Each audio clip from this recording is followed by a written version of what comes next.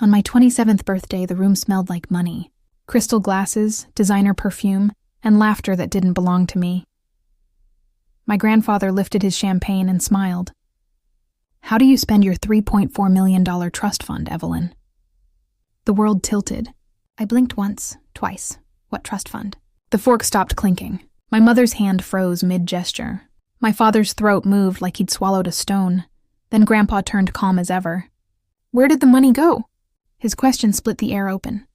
And in that silence, under chandeliers and fake smiles, I realized this dinner wasn't a celebration. It was an execution. My name is Evelyn Hart, and until that night, I thought I understood my family. I grew up believing success was measured in silence. Smile at the table, don't ask too many questions, and never talk about money. Now, I lived in San Francisco, far from their marble floors and polished cars. A small apartment in the Mission District, peeling walls, hissing pipes, but it was mine. I worked as a freelance designer, sketching logos at night, coffee growing cold beside overdue bills. My parents, James and Victoria, lived just 20 minutes away in Marin County, 4 bedrooms, a pool, a Tesla for each.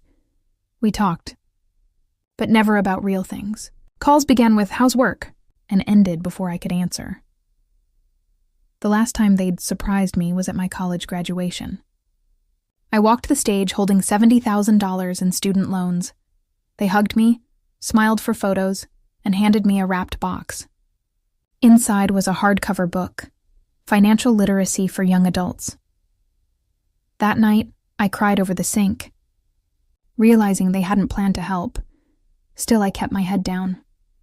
Paid rent, skipped dinners, took every freelance job I could. When friends posted vacation photos, I laughed it off. One day, I'd say. One day, I'll make enough to breathe. A week before my birthday, my boss called me into his glass office. His face said everything before he spoke. "I'm sorry, Evelyn.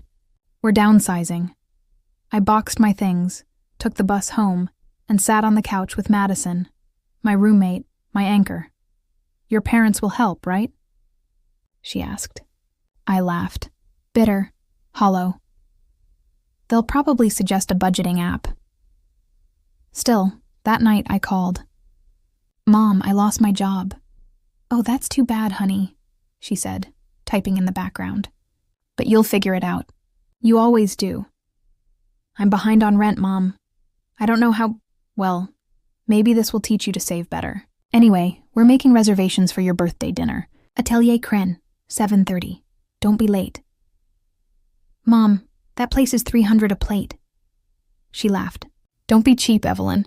It's your birthday. Dress nicely." The line went dead. I stared at my reflection in the dark TV screen. Tired eyes, split ends, lipstick fading. $300 a plate, I whispered. "That's half my grocery budget." Madison looked up. "You don't have to go." "Yeah, I do. In my family, skipping dinner is worse than blasphemy." So I circled the date on the calendar. The way people mark the day they'll face a firing squad. Saturday came bright and sharp. I put on a black dress I'd bought 3 years ago for an interview, Atelier. Cren shimmered with glass and gold. My parents were already seated, my mother in red silk, my father in his tailored navy suit. "Happy birthday, sweetheart." Mom air-kissed me, her perfume burning my eyes. "You look tired," Dad said. "Rough week?" "Lost my job." He nodded like I'd mentioned the weather. "Well, that happens. You'll bounce back." Then they launched into stories about their Europe trip and Tesla autopilot. I sat there, counting the minutes, until the door opened. My grandfather walked in. Robert Hart, silver hair, tall, composed. "Dad, what are you doing here?" my mother asked, voice trembling. "Celebrating my granddaughter, of course." He hugged me. Real. Warm. "I didn't know you were coming," I whispered. "Wouldn't miss it for the world." Then he raised his glass and shattered my world. "So, Evelyn," he said, "how do you spend your $3.4 million trust fund?" The air froze. "What trust fund?" Every fork stopped midair. My mother's smile cracked. My father's throat tightened. "The trust I set up when you were born," Grandpa said. Your parents were supposed to transfer it to you when you turned 25. My mother laughed too fast. Oh, Dad, you must be mistaken. There was no mistake, Victoria, he said quietly. Don't. It was the first time I'd ever seen her afraid. Within minutes, we were in a private room. My grandfather's assistant and attorney waited inside. This won't take long, he said. Miss Hart, this is your trust account. Initial deposit, $1 million. Current value should be approximately $3.4 million. As of this morning, the balance is $200,000.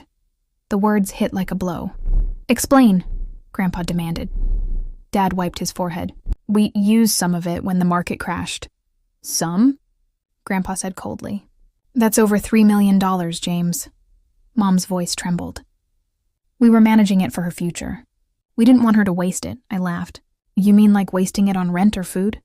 Grandpa raised his hand. Enough. Michelle lists the withdrawals. Mortgage payoff, $450,000. 2 Teslas, $280,000. Home renovation, $320,000. Investment in Victoria Hart Real Estate, $500,000. And finally, purchase of property in Malibu, $1.8 million beach house, registered under my parents' names.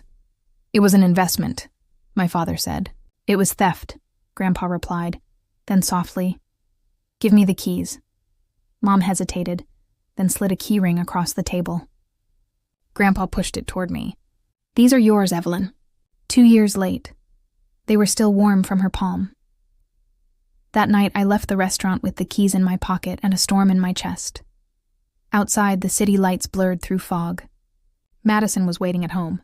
When I told her everything, she whispered, They stole from you. Not just money, I said. Years. I wasn't going to scream or beg. I was going to take everything back, quietly. Days later, my parents faced the audit. $2 million recovered, assets seized. They begged for mercy. Evelyn, we're your parents, Mom cried. Parents protect, I said. They don't pillage. Grandpa's voice was steady. It's your choice, sweetheart. I met their eyes. You left me with nothing. Now you have exactly that. He nodded to the lawyer. File the motions. When it was over, Grandpa placed a hand on my shoulder. You did the right thing. I don't feel good, I said. Justice rarely feels good, he replied. But it's necessary. That night, I unlocked the Pacific Heights apartment for the first time. The air smelled like expensive candles. Every piece of furniture was bought with my money, my future. I stood there whispering, I'm home. Weeks passed. Their assets were liquidated. The Malibu house, the Teslas, everything. They moved into a roadside motel in Oakland. I didn't feel joy, just balance. Now, I wake up to the fog rolling over the bay. Coffee in hand, laptop open, freelancing again. But this time, on my terms. It's not the money that comforts me. It's the ownership of my life. One night, Grandpa said, You did what I couldn't. You drew a line. You taught me how, I told him. Driving home, I passed the restaurant where it all began. Through the glass, people were laughing, unaware how fast a family can fracture over greed. I didn't stop. Some chapters deserve to stay closed. Finally, I learned that blood doesn't always mean loyalty. My parents stole my future and called it love. But I took it back, piece by piece. Now, when I look over the bay, I don't see what I lost. I see what I rebuilt. If you've ever been betrayed by the people you trusted most, remember this.